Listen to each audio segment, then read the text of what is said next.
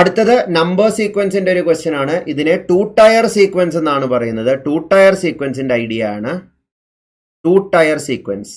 Sorry 2 tyre അല്ല, ഇവിടെ 2 ടയറിന്റെ extension ആണ് 3 ടയർ സീക്വൻസ് ആണ്.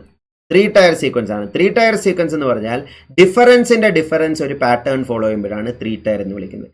ഡിഫറൻസ് ഒരു പാറ്റേൺ ഫോളോ ചെയ്താൽ അത് 2 ടയർ ആണ്. ഡിഫറൻസിന്റെ ഡിഫറൻസ് ഒരു പാറ്റേൺ ഫോളോ ചെയ്താൽ 3 ടയർ. ഈ ഡിഫറൻസ് എന്താണ്? 3ഉം 6ഉം തമ്മിലുള്ള ഡിഫറൻസ് 3 ആണ്.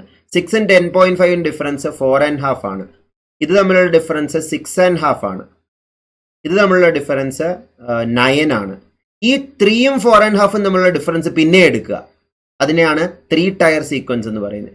1.5 വരും. ഇത് തമ്മിലുള്ള ഡിഫറൻസ് എടുക്കുക 2 വരും. ഇത് തമ്മിലുള്ള ഡിഫറൻസ് എടുക്കുക 2.5 വരും. 1.5 2 2.5 അതൊരു പാറ്റേൺ അല്ലേ? 1.5 2 2.5. അപ്പൊ അടുത്തത് 3 വരണ്ടേ? 9ഉം 3ഉം കൂട്ടിയാൽ 12. 12 ആയിരിക്കണം 26ഉം അടുത്ത നമ്പറും തമ്മിലുള്ള വ്യത്യാസം. So 26 plus 12 38 should be the answer. So second option is the answer.